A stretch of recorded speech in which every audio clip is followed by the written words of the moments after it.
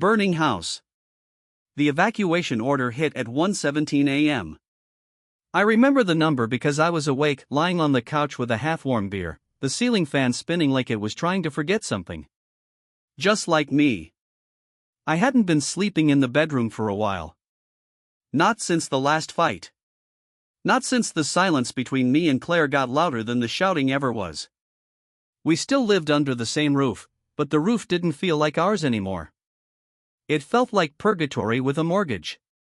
Then the alert buzzed through my phone like a punch to the chest. Wildfire warning, mandatory evacuation. Leave now.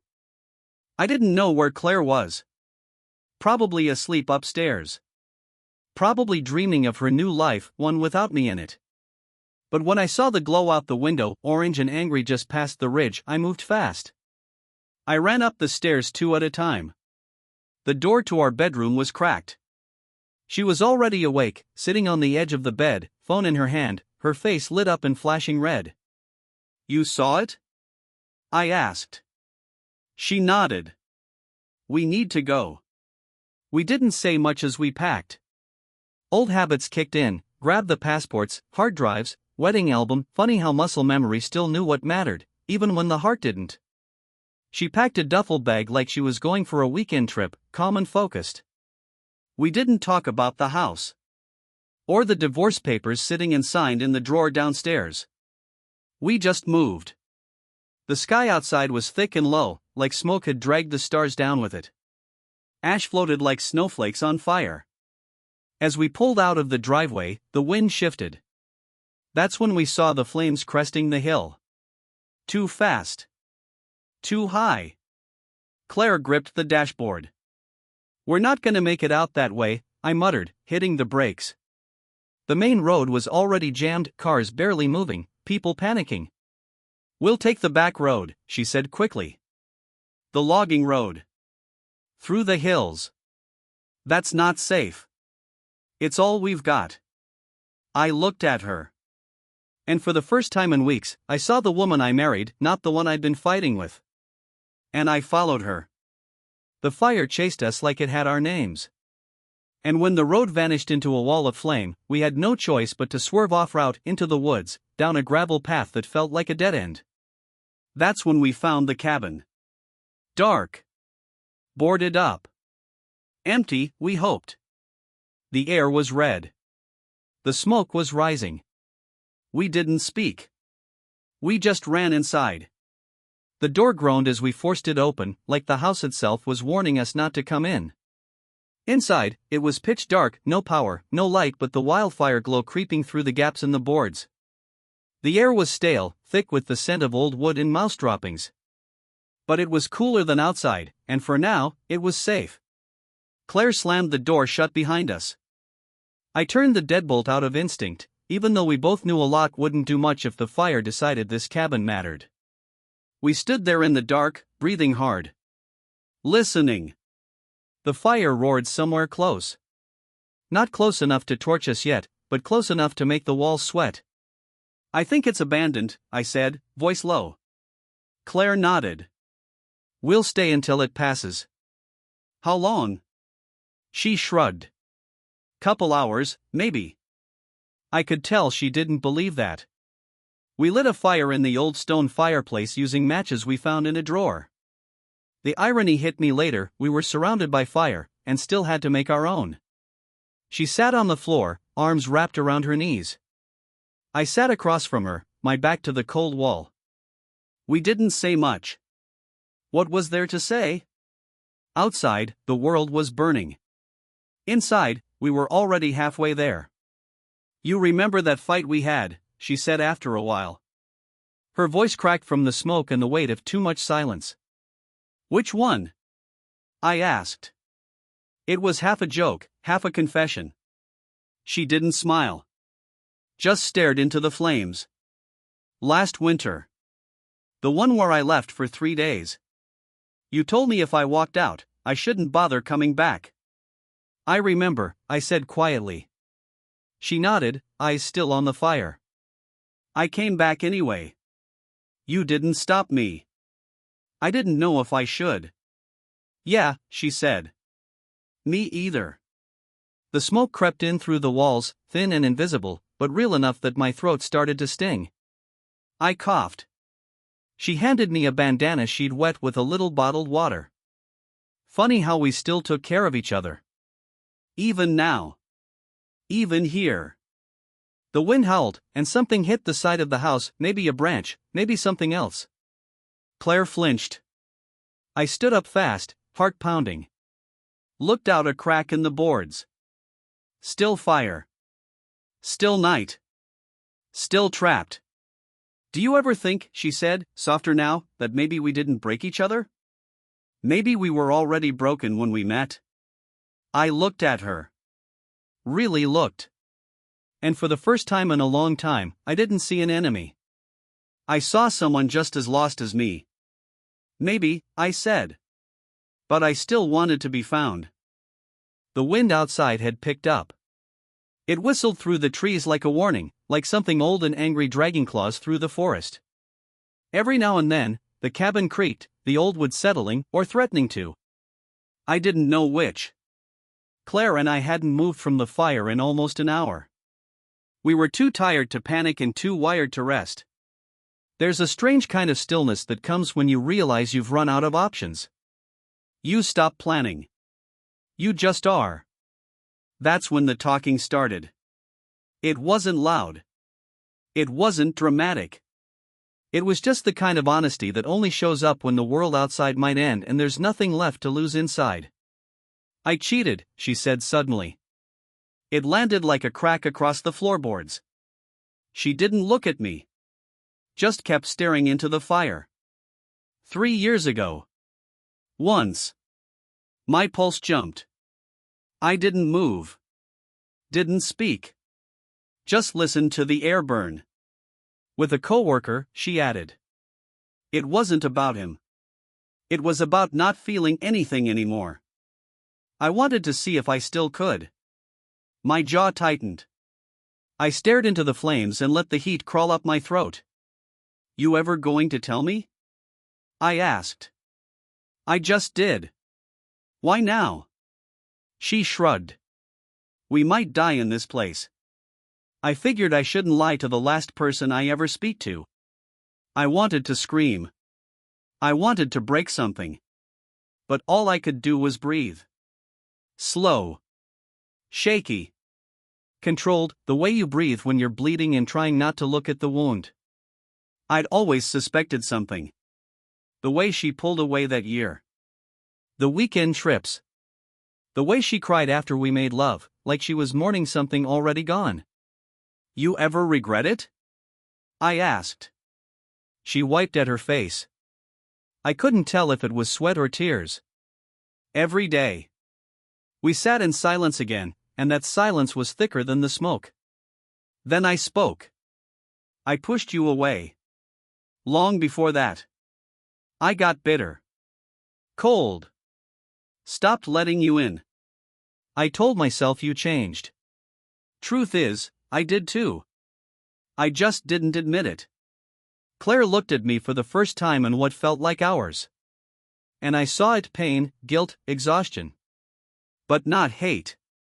You think we could have saved it? She asked. I think we let it burn before the fire ever got here. Outside, the flames cracked through another tree. The windows flashed with light. Inside, two people who used to love each other finally told the truth.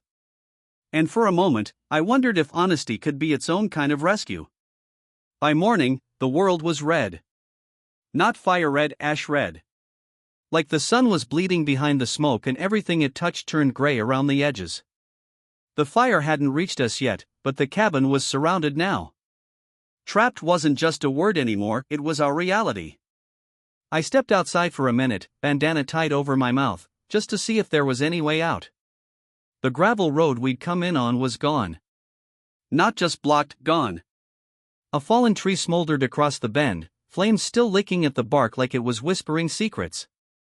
We weren't going anywhere. Claire was at the window, watching the horizon like it owed her something. I can't believe it's still standing, she muttered. This place. It's stubborn, I said. Maybe that's why we ended up here. I knew what she meant. The cabin wasn't ours. But it felt like a version of us, weathered, boarded up, still standing in the middle of destruction.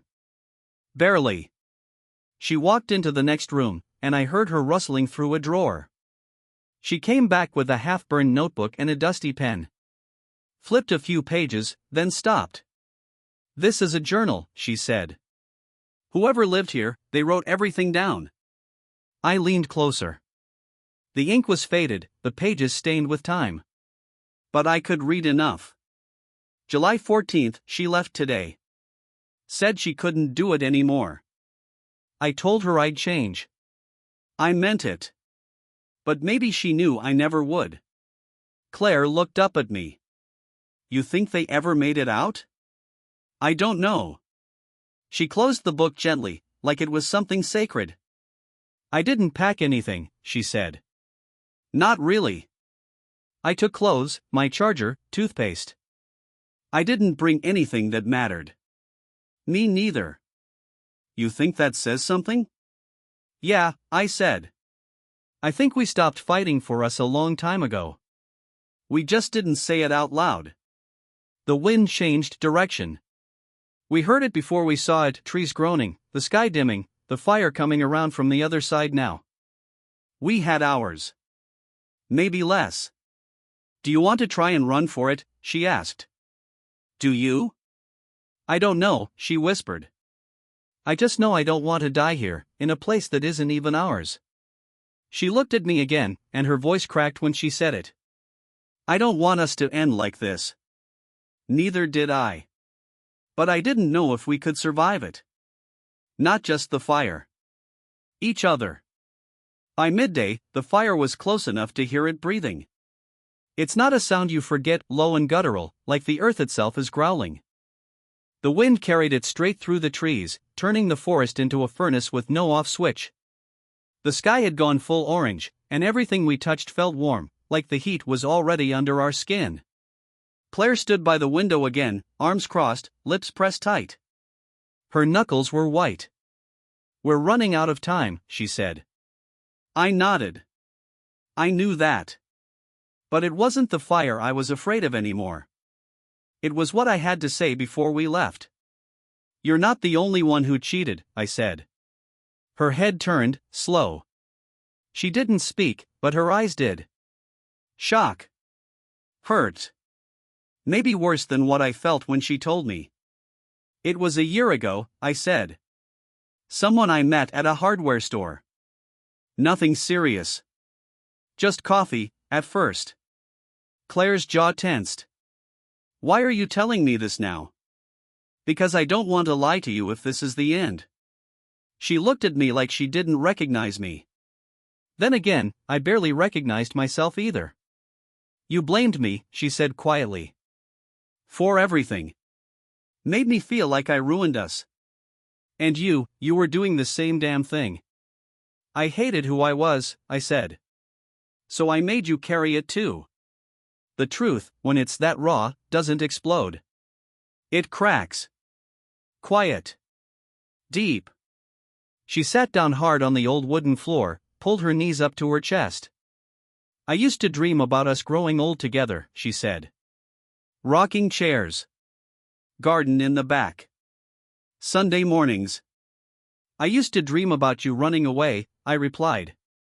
"Because I knew I'd given you every reason to." We were two people who'd built a house, filled it with love, and then watched it rot while blaming the foundation. And now, outside, a real fire was doing what we couldn't. Burning it down. Claire stood up again. Her voice was steadier this time. "We need to go. We don't have a way out." "There's a river," she said. "You saw it on the way in, didn't you? Half a mile east. We can follow it. It might lead to a road." I looked at her. She was scared, but clear-eyed. "Fierce. Together?"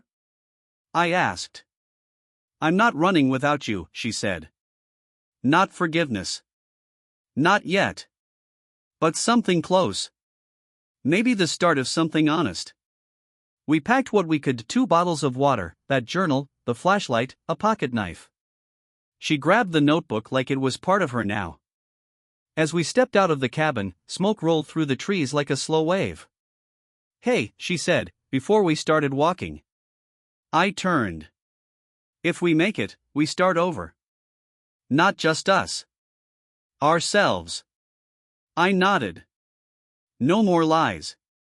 No more hiding. And we ran. The smoke was alive. It moved like a living thing, coiling through the trees, curling around our legs as we stumbled east toward the river. Breathing hurt. Seeing was worse. We'd tied wet cloths around our mouths, but every inhale still scratched like broken glass. Claire held the flashlight low, cutting a narrow beam through the gray. I stayed behind her, one hand on her shoulder, the other clutching the pocket knife like it was more than a tool, like it could somehow carve a path through all this hell. Behind us, the fire cracked louder. Trees snapped like bones. And every gust of wind came hotter than the last. We were running out of time. "We should be close," Claire gasped. "You sure?" "No," she admitted. "But I feel it." Then we heard it, the rush of water, faint but steady, like the pulse of something bigger than the fire, deeper than the fear. We pushed forward, staggering down an embankment that felt like it would give out beneath us. And then, there it was. The river. Brown and shallow, but moving fast. Smoke danced on its surface like it didn't know which way to go. Claire dropped to her knees and splashed water on her face. I followed, drinking in deep gulps, coughing half of it back up. Relief wasn't a word anymore. It was a sound. A breath. A moment we could still claim. "What now?" I asked. She looked down the waterway. "Follow it. There could be cliffs. Animals. Worse. There's fire behind us," she said, voice low. "I'll take my chances with everything else." We moved along the bank, boots sinking into the soft earth, clothes sticking to our skin with sweat and river spray. I watched her pace, her determination. She wasn't running anymore. She was surviving. And I wasn't following out of guilt. I was following because I still believed in her. Even after everything. Especially after everything. About 20 minutes in, the smoke cleared just enough to see ahead. A bridge. Low, wooden, old. But still standing. We climbed up, hearts pounding, lungs still screaming. And that's when we heard the sound that made both of us freeze. A siren. Distant. Faint. But real. Claire gripped my hand. "You hear that?" she whispered, voice breaking. I nodded. "I think we're gonna make it." We broke into a run. Across the bridge. Toward the road beyond the trees. Toward whatever was waiting. Maybe it was a fire crew. Maybe it was nothing. But it was a chance. And that's more than we had an hour ago. More than we had for the past year. Behind us, smoke swallowed the forest. But we didn't look back. Because sometimes, surviving means not checking to see what could have killed you. Just focusing on what didn't. The fire crews found us half a mile past the bridge. We were black with ash, red-eyed, barely standing. One of them wrapped Claire in a silver thermal blanket, the kind that crinkles like foil but holds in the last shreds of warmth. Another man gave me water and radioed something in. "We've got 2 survivors. Evacuated from the ridge cabins. They're lucky they came out the right side." Lucky. Funny how that word felt like both a lifeline and a lie. They took us to a field camp on the edge of the evacuation zone. Pop-up tents. Mobile triage units. People moving like clockwork. Everyone had the same look in their eyes, dazed, hollow, relieved enough to feel guilty about it. Claire and I sat under a canvas shelter, sipping hot broth from paper cups. Neither of us spoke for a while. We didn't have to. The silence between us wasn't empty now, it was earned. Eventually, she broke it. "You think it's gone?" I didn't need to ask what she meant. "The house?"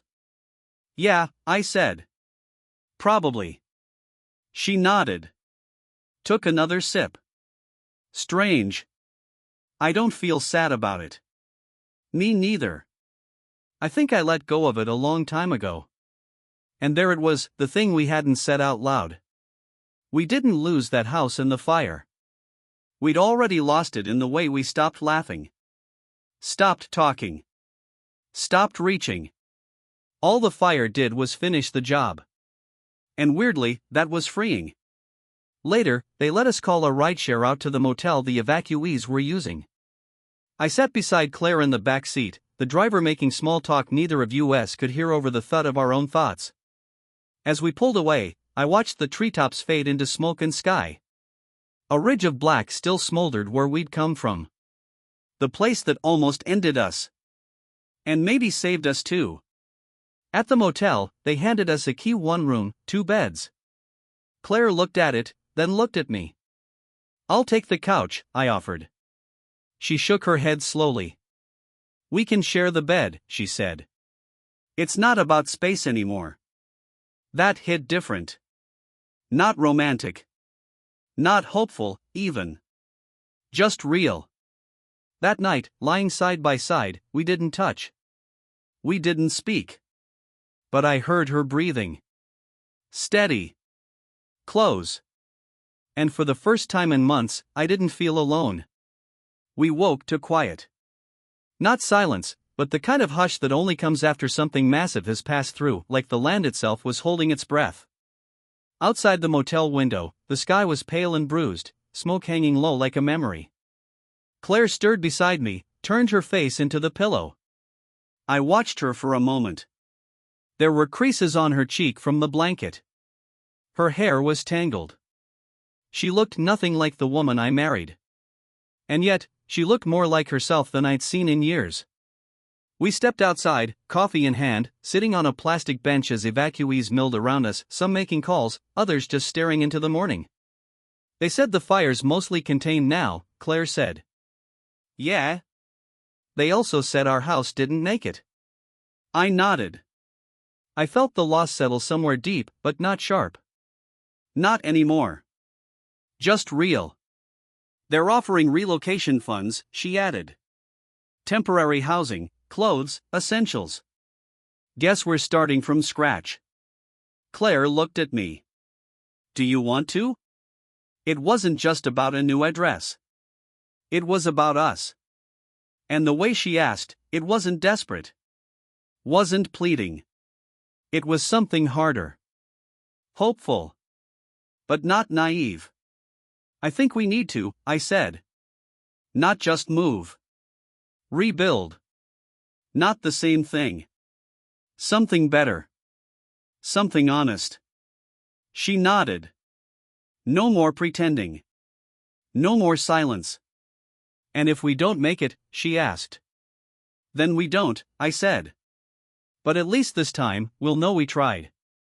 Claire smiled, not wide, but deep. The kind that starts in the chest and works its way out. We'll need furniture, she said. I chuckled.